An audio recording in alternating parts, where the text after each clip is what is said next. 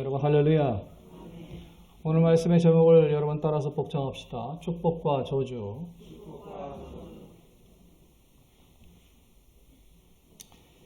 인공위성에서 남북을 이렇게 내려다보면요, 밤중에 어디가 축복받은 것이고 어디가 저주받은 것인지 확연하게 드러난다고 합니다.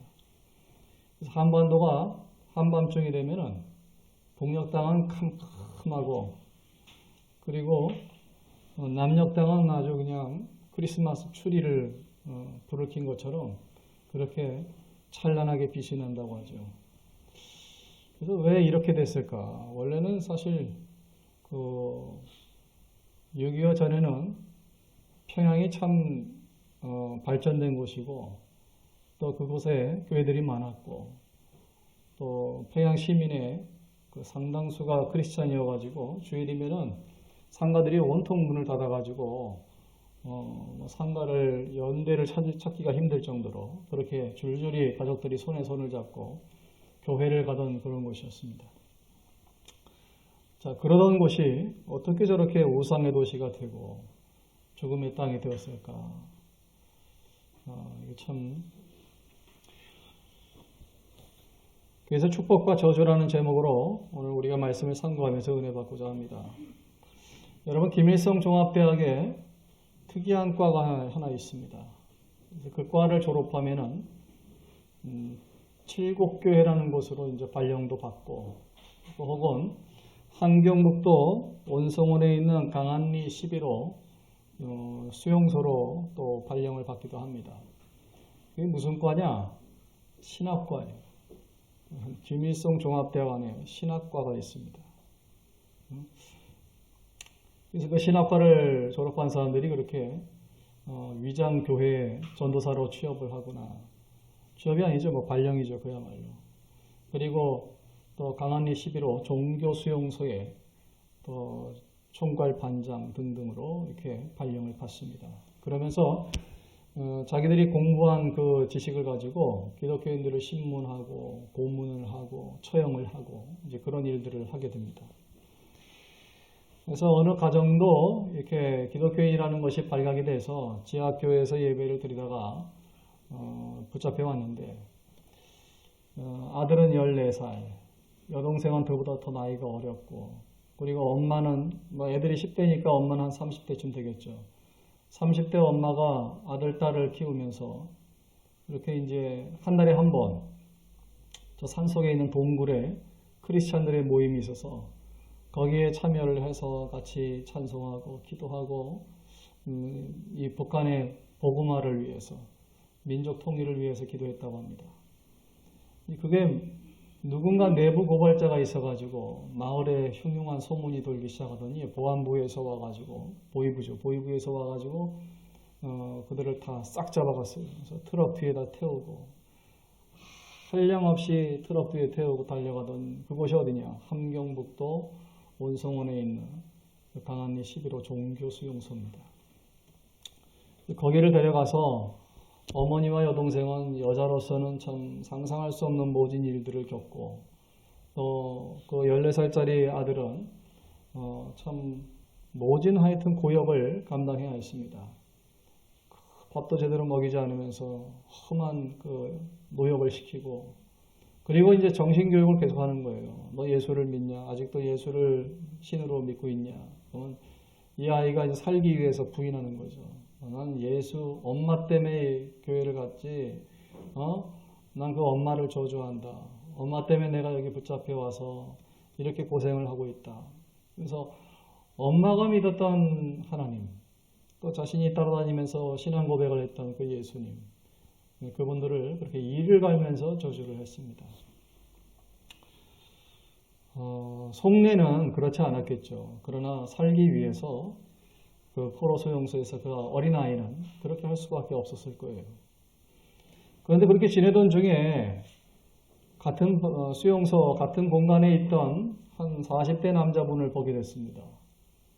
그 남자분도 지하교회에서 예배를 드리다가 붙잡혀온 분인데, 다른 사람들은 다 예수를 부인하고, 또 가족 누구 때문에 자기가 이렇게 됐다고 원망하고 가족 누군가에게 책임을 떠넘기고 이제 그러면서 이제 어찌하든지 공산정권 눈에 들으려고 애를 쓰는데 그 40대 남자분은 예수를 부인하지 않더라는 거예요. 그래서 호출돼서 갔다 올 때마다 몸 어딘가에 상처가 있고 통증 때문에 아파하고 그러면서도 이 14살짜리 아이에게 배고파할 때는 자기의 음식을 떼서 이 아이에게 나눠주고 그러면서 예수님과 또 하나님의 사랑에 대해서 그 수용사 안에서 얘기를 해줬다는 거죠. 여러분 이게 참 신앙을 지키고 나간다는 것은요 참 뼈를 깎는 고통에 수반됩니다. 그래서 이 천국의 12문은 다이아몬드 문이 아니고 진주 문이라고 말씀드렸습니다. 어제도 아는 지인분이 암투병 중에 있는 분이 계셔서 우리 교회에 오셔서 기도를 받으러 오셨길래 제가 그랬어요. 천국의 문이 진주문인데 이곳에서 나 참 고통 없이 편하게 살려고 했던 사람들은 천국 갈 수 없습니다. 이곳에서 예수님 때문에 핍박받고 고통받고 그랬던 사람들이 천국 가는 것입니다. 천국은 그런 사람들만 들어가는 곳입니다. 그래서 하나님의 임재를 이 고통 중에 지금도 이제 통증이 오나 봐요. 그래서 밀물 썰물처럼 통증이 왔다 사라졌다. 얼마나 아프겠어요? 얼마나 두렵겠어요? 그러면은 그 고통 중에 그 두려움 중에 하나님께 기도하게 되는데 아직도 구원에 대한 확증이 없더라고요. 그래서 사형리처럼 그런 얘기를 해요. 이 영접하고 시인하고 고백하고 자백하고 이런 단계를 얘기하더라고요. 그래서 우리 아이들 저게 애 낳을 때 보면 한 번 출산으로 영원한 자식이 된다. 그래서 하나님의 임재를 좀 체험하라고 제가 얘기했어요.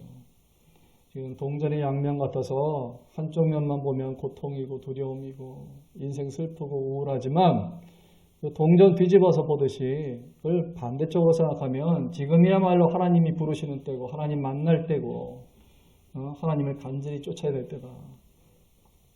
지금 세상 물질 풍요로운 시대에 세상 맛에 빠져서 이리저리 중독돼서 사는 사람들을 보십시오. 저들은 벼랑 끝으로 가고 있는데 한치 앞을 모르고 삽니다. 그런데 지금 오히려 그런 고통 중에 날마다 찾아오는 그 고통 중에서 영이 깨어 있을 수 있고 하나님을 붙잡고 살 수 있지 않느냐. 그래서 내가 그렇게 살까 봐 하나님은 우리 어머니 통해서 저에게 세브란스라는 길을 여셔가지고 20대 후반에 세브란스 병원 가서 온갖 암 환자, 중 환자 투병하는 걸 보면서 그걸 많이 느꼈다고 얘기했어요. 여러분, 북한에 있는 우리 동포들, 특히 지하교회인들이 왜 이렇게 모진 순환과 고통을 당해야 합니까? 그 이유는 뭘까요, 여러분? 일제시야 말기에 북한 교회들이 타락했기 때문에 그렇습니다. 신사참배에 앞장섰고 교인들을 오히려 적당히 세상적인 그 이익을 놓지 않도록 교인들을 설득하면서 신사참배를 하도록 유도했습니다. 그걸 교회, 특히 큰 교회에서 앞장서서 그런 일들을 많이 했어요. 그때 투쟁하지 않고 싸워주지 않았기 때문에 그 당대와 후손들이 대대손손 북녘땅에서 그렇게 어려움을 겪고 살고 있는 것입니다. 여러분 오늘 성경 말씀에 마태복음 16장 21절 24절 말씀에 이런 말씀이 있습니다. 사탄아 내 뒤로 물러가라. 너는 나를 넘어지게 하는 자로다. 네가 하나님의 일을 생각하지 아니하고 도리어 사람의 일을 생각하는다. 예수님이 베드로를 향해서 일갈하신 말씀입니다. 이게 어떤 상황에서 이런 말씀이 나왔는 거 아니에요? 예수님이 예언을 했어요. 이제 조금 있으면 이제 한 달도 안 돼서 내가 붙잡혀 갈 것이고 그리고 십자가라고 하는 최고의 로마의 중형을 받아서 내가 죽게 될 것이고 그러나 슬퍼들 하지 마라. 사흘 후면 내가 부활할 것이다. 이 말씀을 하셨는데 예수님이 매 맞고 십자가에서 못 박혀 죽는다는 얘기를 듣고 베드로가 육정이 끓어오르는 거예요. 그동안 그래도 미운정 고운정 다 들은 예수님인데 예수님이 그렇게 죽으신다니까 더군다나 33살 젊은 나이에 요절하신다니까 베드로의 마음에 육정이 확 끓어오르는 거예요. 그래서 예수님 손잡고 예수님 그리 마옵소서, 죽지 마옵소서, 살 길을 찾으시옵소서. 그렇게 얘기했어요, 여러분. 그랬더니 예수님이 그 말에 고맙다. 그래도 나 생각해 주는 사람은 너밖에 없구나. 뭐 이렇게 얘기하는 게 아니고 예수님이 고개를 확 돌리시면서 그를 냉철하게 바라보시면서 하시는 말씀이 네가 하나님의 일은 생각하지 않고 사람의 일만 생각하는구나. 그러면서 사탄아 내 뒤로 물러가라. 여러분 이걸 가족한테도 이런 말씀을 할 수 있어야 돼요. 자식이 내 발목을 잡으면 그 자식을 영적으로 바라봐야 됩니다. 그리고 육을 뛰어넘어서 영적인 말을 해줄 수 있어야 돼요. 사탄아 내 뒤로 물러가라. 그래서 아브라함이 그렇게 한 거예요. 아브라함이 아들 이삭 때문에 신앙이 넘어지고 자빠지게 생겼으니까 하나님이 아브라함한테 뭐라고 그랬어요? 네 자식을 번제단에 제물로 바치라고 하지 않았습니까? 그러자 아브라함이 마음속으로 회개한 거예요. 하나님 제가 죽일 놈입니다. 사실은 제가 죽을 놈인데 제 자식을 바치라 하니 말씀대로 하겠습니다. 그래서 아들을 끌고 가서 아들 등에다 지게 지고 그 다음에 땔감들 잔뜩 짊어지게 하고 그리고 모리아 산으로 올라가지 않았습니까? 아들이 물었잖아요. 아버지 도대체 무슨 일을 하시길래 제 등에다가 이렇게 땔감을 잔뜩 지게 하십니까? 아버지 저 오늘 친구들하고 약속이 있는데 아버지 저 학교 수업도 있는데 아버지 야 그거 다 필요 없다. 올라가자. 세상 약속이 다 필요 없다는 거예요. 여러분. 여러분들은 곧 임종 안 하십니까? 곧 세상 끌 분들 아닙니까? 이 세상 나그네 아닙니까? 근데 왜 그렇게 세상에서 천년만년 살 것처럼 세상과 그렇게 사랑에 빠져서 헤어나질 못합니까? 여러분 정 떼십시오. 이 세상에 이렇게 정 붙이고 살 곳이 아닙니다. 저 북녘 땅에 있는 대지주들이 많았대요. 북한 땅에는 부자들이 많았대요. 그래서 천년만년 풍년 오고 천년만년 소작인들 거느리면서 떵떵거리고 그리고 그렇게 살 줄 알았대요. 그런 날이 올 줄 꿈에도 몰랐대요. 그래서 그들은 사람의 일만 생각하고 하나님의 일은 생각하지 않았어요. 주일이 되면 자식들 등 떠밀어서 학원 보내고 야 지금 기말고사가 중요하지 주일이 무슨 세상 일 하나님의 일이 아니라 세상 일이 먼저였어요. 신사참배도 자식이 고민하면 야 지금 우리 집이 지금 일본 사람들 눈밖에 나면 어떻게 살려고 그래? 너 취업 어떻게 하려고 그래? 등 떠밀어서 다 신사참배 보내는 겁니다. 교회라고 하는 호울만 있었지 그 속에 있는 사람들의 행동은 전부 사람의 일만 생각하는 자들로 꽉 차 있었어요. 그래서 하나님께서는 북한을 버리기로 작정하신 거고 남아있는 마지막 그루터기들 저 몇 알의 미랄들 지하교에 숨어 있다가 예배하다 걸리면 저렇게 모진 그 고문과 형벌을 당해야 하는 것입니다. 저는 걱정되는 게 이 대한민국이 참 걱정돼요. 제가 저 북녘 38선 이남 쪽으로 기도원들 순례 갔을 때 또 저 남쪽에 유명한 기도원들 순례 가고 하늘산 기도원 쭉 돌아봤을 때 기도의 재단이 다 무너졌습니다. 여러분 지금 삼각산에 미랄 기도원, 삼각산 기도원 다 무너졌어요. 없어요. 그 일대에 보릿고개 때 하나님 붙잡고 눈물로 피눈물로 기도했던 어른들 계실 때만 운영됐었고 그 아들 때에 가서는요 싹 다 무너졌습니다. 기도 안 합니다. 기도하지 않습니다. 그 사람들은. 사람의 일만 생각하지 하나님의 일을 생각하지 않습니다.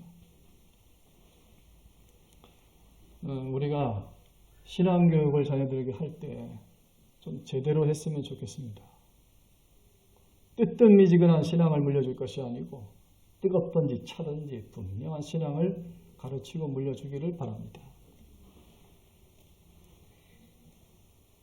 마태복음 10장 34절로 39절에 예수님이 이런 말씀하셨습니다. 내가 세상에 화평을 주러 온 줄로 생각하지 말라. 화평이 아니요 검을 주러 왔노라. 내가 온 것은 사람이 그 아비와 딸이 어미와 딸이 며느리와 시어미가 불화하게 하려 함이니 사람의 원수가 자기 집안 식구리라. 여러분 왼수가 자기 집안에 있대요. 그래서 엄마가 왼수가 될 수도 있고 딸이 왼수가 될 수도 있고 이게 무슨 말이에요 여러분? 또 남편이 왼수가 될 수도 있고 부인이 왼수가 될 수도 있어요. 어떤 집은 보면은 남편은 신앙이 좋아. 근데 부인이 계속 남편한테 세상 바람을 불어넣어요. 계속 교회를 못 가게끔 계속 세상 바람을 불어넣어요. 이런 집은 어떻게 됩니까, 여러분? 어떻게 되는 거예요, 여러분? 이 집은, 이런 집은. 목회자 가정도 그런 집이 있었어요, 옛날에. 목사님은 어찌하든지 교회 일에 몰두하고 싶은데 사모님은 계속 바람이 나가지고 세상과 연애를 하시는 거예요. 둘이 부부싸움이 많아요. 그러니까 나중에는 목사님이 더 이상 목회를 못하겠다. 하나님 부끄럽고 교인들 부끄러워서 도저히 목회를 못하겠다. 또 그런가 하면 어떤 집은 또 자식이 세상에 푹 빠져가지고 세겜과 연합한 그 야곱의 딸처럼 그렇게 세상 바람이 불어가지고 세상 그 유행 쫓아다니는 거예요. 그러니까 그 부모가 참 근심이 되는 거예요. 이게 자식 신앙교육에 대해서 교회에서 설교하려고 그러면 일단 입이 탁 막히는 거예요. 자기 집이 본이 안 돼. 자기 집의 문제가 일단 커. 해결이 안 되는 거예요.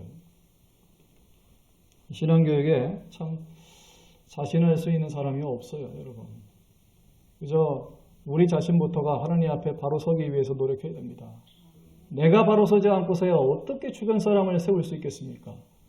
내가 바로 서야죠. 그걸 보고 옆에 사람들이 탕자같이 세상으로 나갔다가도 울며 불며 다시 돌아오죠. 누군가는 예루살렘을 지키고 있어야 돌아오죠. 그 끌려서 세상으로 같이 끌려가면은 누가 언제 어떻게 돌아옵니까? 어저께 교회 와서 기도받은 분처럼 그렇게 집안 배경에 아무도 예수 믿는 사람이 없는 집안에서 태어난 사람은 배우자라도 또 그 시댁이라도 누군가는 잡아줄 수 있는 사람이 예루살렘에 턱하니 있어야 끌어주고 땡겨주고 잡아줄 거 아닙니까? 그런데 세상과 바람난 가족이 있다고 해서 같이 끌려가면 그 집은 도대체 어떻게 되는 거예요, 여러분? 누가 있어 그 집을 구원하겠어요? 심지가 있어야 돼요. 그래서 예수님이 베드로를 칭찬할 때 물어서 너는 깨봐라. 너는 반석이라 그랬어요. 너는 반석 같은 사람이라. 네 마누라가 너를 유혹해도 넘어가지 않을지하고 네 아들, 네 딸이 너를 유혹해도 너는 끄떡도 안 할 사람이다. 너는 반석이라. 그러므로 너 같은 사람 위에 교회를 세울 것이다 그랬습니다. 베드로가 그래서 위대한 거예요. 베드로는 가족에게 휘둘리지 않았어요. 그게 베드로예요. 저는 그래서 베드로를 사랑합니다. 베드로의 믿음을 참 사랑합니다. 여러분, 야곱이 이제 죽음이 임박했을 때 12아들을 불러놓고 예언을 했습니다. 그때 두 가지 예언이 있습니다. 하나는 축복의 예언이 있고 하나는 저주의 예언이 있어요. 여러분, 10아들 중에서 10손가락 중에서 깨물어서 안 아픈 손가락이 있습니까? 다 아프죠. 다 소중한 거예요. 야곱에게도 12아들이 다 소중해. 근데 왜 누구에겐 저주를 하고 누구에겐 축복을 합니까? 왜 그 자식은 입양했습니까? 아닙니다. 다 야곱의 씨입니다. 야곱의 친자식들이에요. 그런데 어떤 자식에겐 저주를 하고 어떤 자식에겐 축복을 했단 말이에요. 오늘 성경 밑에 쭉 보면은 나와요, 여러분. 오늘 집에 가셔서 창세기 49장 말씀을 쭉 읽어보세요. 본문을 제가 짧게 잡아놨을 뿐이지 창세기 49장 전체를 읽어보시면 참 스토리가 대단합니다. 첫 번째 장자 루벤 얘기하겠습니다. 루벤은 어렸을 때 IQ가 높은 사람이었어요. 재주도 많았어요. 그래서 장자다웠어요. 그런데 커가면서 루벤은 세상 바람이 잔뜩 들어갔어요. 심지어는 아버지의 첩과 또 바람이 났어요. 세상에 아버지 첩하고 바람 난 놈이다 이더라고. 그래가지고 루벤은 야곱이 뭐라고 하는 거니? 너는 어렸을 때 처음에는 그 위광이 탁월했다. 굉장히 총명하고 장래가 촉망되는 그런 사람이었다. 그렇지만 너의 그런 부정한 죄로 인해서 그 찬란한 축복을 잃어버리고 말았다. 너는 그냥 그저 그런 사람으로 살 것이다. 두 번째, 시므온과 레위라는 형제가 있습니다. 이 시므온과 레위에게는 뭐라고 했는 거니? 다윗이 이런 얘기했어요. 야곱이 이런 얘기했어요. 너희들의 그 분노와 혈기 때문에 집안이 망할 뻔했다. 너희들은 그로 인해서 저주를 받을 것이다. 그래서 야곱의 아들 가운데서 12아들 가운데서 이 두 아들 시므온과 레위가 저주를 받습니다. 아버지에게 저주를 받습니다. 여러분 원수에게 받는 것이 아니고 아버지에게 저주를 받아요. 그래서 야곱이 하는 말이 집안에 원수가 있다고 그랬죠.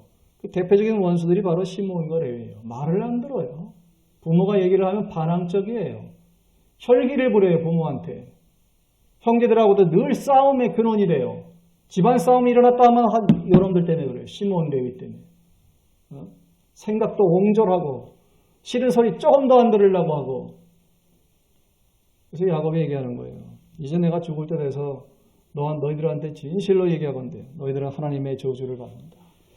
그렇게 살면 저주 받는다고 하나님이 얘기하시는 거예요. 지금까지 살아왔던 것처럼 그렇게 살면 그 혈기, 분노 조절하지 않으면 분노 조절장애 치료하지 않으면 너희들은 하나님 앞에 저주받을 것이다. 아주 냉철하게 얘기했어요. 여러분 그래서 좀 요즘에 운전할 때 또 뭐 할 때 막 욕들 많이 하죠. 여러분. 참 도시인들 욕 많이 합니다. 요즘에. 그거 회개해야 됩니다. 그거 따라가면 안 돼요. 그 낭떠러지로 떨어져 나갈 사람들 뭐하러 따라갑니까? 우리는 살아야 되는데 망할 사람들을 왜 따라가요? 한경진 목사님이 동역 땅에서 목회하다가 말세가 보이니까 어떻게 했어요? 기도해 보니까 하나님께서 고아원에 가서 봉사해라. 고아원 가서 봉사하다 보니까 하나님께서 이제 월남해라. 그래서 382 이남으로 한경진 목사님은 성령에 이끌림 따라 내려왔잖아요. 그러나 이 땅이 좋사오니 여기가 좋사오니 이 돈이 좋사오니 했던 사람들은 북녘 땅에 남아있다가요. 공산당에 끌려가서 다 처형당했습니다. 돈 좋아하는 사람들 다 공산당에 의해서 처형당했어요. 대지주들 끌려가서 혹독한 고문과 처형당했습니다. 그래서 자기 고집으로 사는 게 아니에요. 잘못된 인생은 빨리 뜯어고쳐야 돼요. 그 세 번째 아들이 누구냐면 이사갈입니다. 이사갈은 이제 여기 5명의 아들이 추가 나오는데 이 5명의 아들은 축복도 저주도 아니고 그냥 칭찬만 받았어요. 야곱에게. 너희들은 참 이런 재주가 있구나. 앞으로 이런 재주로 먹고 살아라 하면서 칭찬받은 5 아들이 있습니다. 그게 누구냐? 이사갈이 있어요. 이사갈은 어떤 칭찬을 받았는가 하니 너희들은 나귀처럼 다른 형제의 무거운 것을 들어주고 매주고 하는 그런 봉사정신이 좋다. 그래서 너희들은 섬기는 자로 살게 될 것이다. 이게 뭐예요, 여러분? 섬기는 자. NGO 단체에서 일하시는 분들, UN에서 일하시는 분, 공무원으로 일하시는 분, 이런 분들이 바로 이사갈의 칭찬이에요. 남을 위해서 봉사하면서 먹고 살 수 있는 분들. 좋잖아요, 여러분. 그렇죠? 시민들을 위해서 봉사하면서 먹고 살 수 있는 분들. 빈곤 퇴치를 위해서 선한 일을 하면서 또 살아가는 분들. 이게 다 이사갈 칭찬입니다. 이사갈과 같은 사람들이에요. 그 다음 아들이 누구냐면 단이 있습니다. 단은 이 사람은 정의감이 아주 투철한 사람이에요. 그래서 뭐 잘못된 일이 있으면 반드시 그 일을 밝혀야 돼. 밝히고 그다음 심판을 받게 해야 돼. 그래서 경찰과 같은 법조인. 이게 체질에 맞는 사람이 바로 단입니다. 그래서 야곱의 아들 가운데서 단의 핏줄이 흐르는 사람들은 바로 이 정의의 사도로 살아갑니다. 정의의 심판자. 그래서 법조인이라든지 경찰이 체질에 아주 싹 맞는 사람들이에요. 그 다음에 이제 갓이라는 아들이 나옵니다. 갓은 형제들에 비해서 싸움을 잘해요. 그래서 전투력이 있습니다. 그래서 이웃민족이랑 뭐 싸울 일 생기면 하여튼 이 갓이 앞장서서 싸우는 거예요. 전투력이 좋으니까. 그래서 이 갓은 뭐냐? 이 군인의 피가 흐르는 사람입니다. 군인. 그래서 방어를 하고 공격을 하고 이런 방위력의 은사가 있는 사람. 이거 갓이라고 하죠. 그 다음에 이제 아셀이 있어요. 아셀은 뭐에 능한 거 아니? 요리를 좋아해요. 셰프가 되는 게 꿈인 사람이고 주위 사람들에게 맛난 음식을 해서 잠시나마 행복하고 즐겁게 해주는 게 자기의 낙이에요. 그래서 이 아셀에게는 야곱이 이런 얘기합니다. 네가 요리의 실력이 좋아서 주위 사람들 즐겁게 하는 이만큼 앞으로 너는 왕의 진수성찬을 준비하는 아주 세계적인 유명한 셰프가 될 것이다. 이렇게 축복을 해줍니다. 그 다음 납달리라는 아들이 있어요. 납달리라는 아들에게는 이런 얘기예요. 너는 음악의 소질이 있구나. 음악을 잘해서 아름다운 소리를 내는 재주가 있다. 이 뮤지션이죠.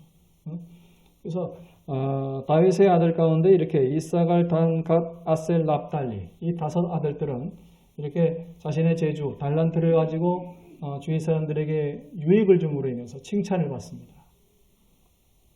요즘 우리 아이들이 스펙들을 많이 썼죠. 그 스펙을 쌓는 목적이 있어야 돼요. 돈 많이 벌려고? 그건 굉장히 싸구려 스펙입니다. 진짜 값진 스펙은 뭐냐? 주위 사람들을 즐겁게 해주고 행복하게 해주려는 목표로 해야 돼요. 그래서 요리도 마찬가지예요, 여러분. 돈을 목표로 요리를 배우면요, 요리 실력이 안 늘어요, 잘.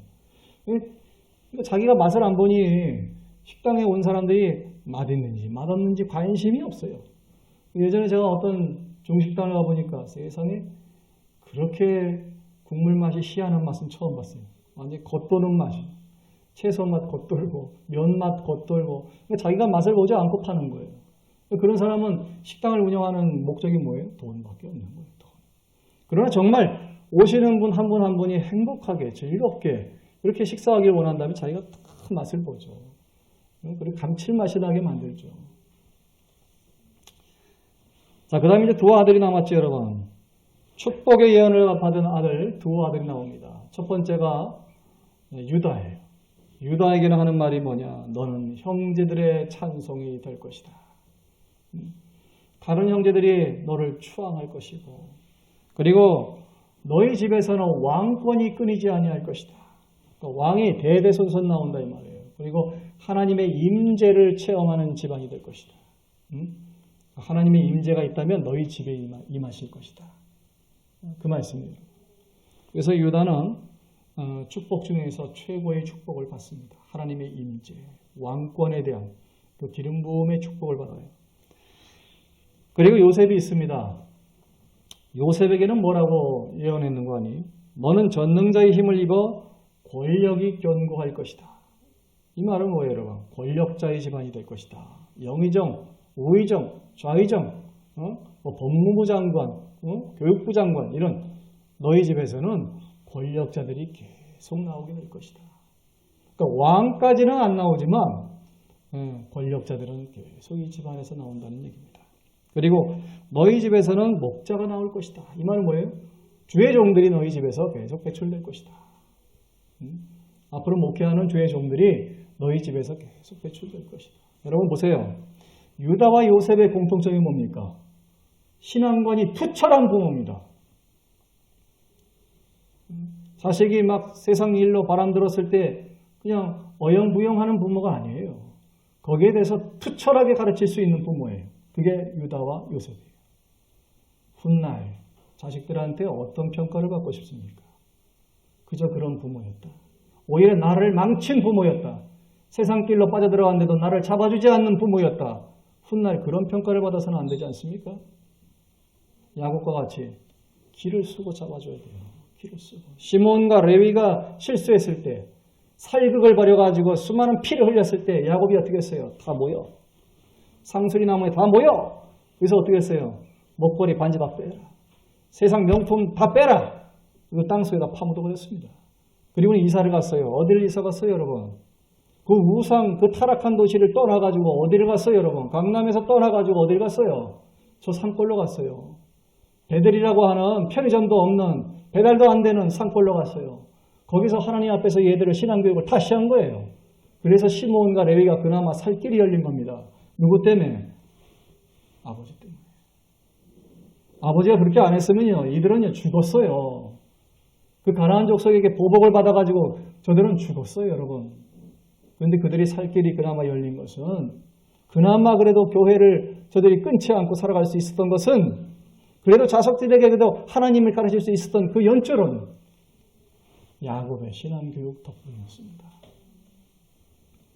여러분, 지금은요, 참 위기의 때입니다. 코로나만 무서운 게 아니에요. 신앙에 지금 타락이 더 무섭습니다. 교회를 코로나 때문에 지금 2년 가까이 지금 온라인 예배를 드리는 교회들이 많습니다. 어느 정도냐면 어떤 목사님이 조사를 해봤어요. 그때 7,000개 이상의 교회가 주일날 줌 예배도 드리지 않는데요. 온라인 예배도 없다는 얘기는 무슨 말이에요? 교회가 스탑되어 있다는 얘기예요. 심정지가 온 거예요. 그냥 건물만 얻어놓은 상태로 계약 기간이 남아있으니까 삼각교회들이 건물만 있는데 그 속에서 어떤 예배 형태도 이루어지지 않고 있다는 얘기예요. 그러니까 사람은 참 간사합니다, 여러분. 여러분 육신을 쳐서 복종케 해야 됩니다. 바울은 그랬어요. 내 육신을 내가 안다. 이게 얼마나 간사한 놈인지 모른다. 하나님을 한번 뒷걸음치면은 또 그 다음 뒷걸음치고 싶고, 그래서 앉고 싶으면 눕고 싶고, 눕고 싶으면 자고 싶고, 자고 싶으면 죽고 싶고, 결국 사망의 깊은 잠까지 들어가고 마는 것이 육신의 소욕인데, 그래서 바울은 하시는 말씀이 내 육을 날마다 쳐서 복종케 한다고 그랬습니다. 지금은 자신을 향해서 그런 엄격한 신앙의 교육을 하지 않으면 쓰러지고 자빠지고 죽습니다.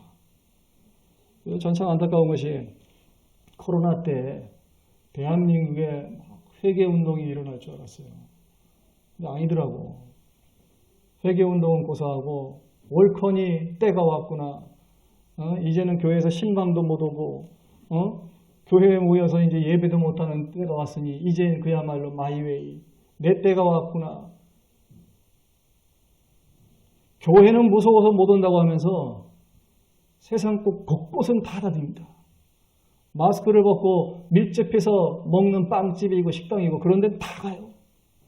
교회는 이렇게 떨어져서 마스크 다 쓰고 예배를 드려서 여기는 무섭다고 안 오면서 그런 데는 다 돌아다녀요. 하나님이 보고 계시지 않습니까? 하나님이 듣고 계시지 않습니까? 북녘 땅이 그래가지고 38선 이북에 갇혀가지고 어둠의 땅, 압제의 땅이 되고 말았는데 이 마지막 남은 이 반토막, 이 반도를 어찌하려고요? 우리가 왜 이렇게 살아갑니까? 하나님 앞에 우리가 바로 서야죠. 회개해야죠. 그리고 자식들한테 이게 흙인지 백인지는 가르쳐야 되지 않습니까? 이렇게 신앙생활하는 건 이놈아 흙이다. 죽는다 이놈아. 이렇게 신앙생활해야 백이다. 라고 가르쳐야 되지 않습니까? 그런 확고한 신앙인이 되시기를 이 아침에 축원합니다. 우리 함께 기도하시겠습니다.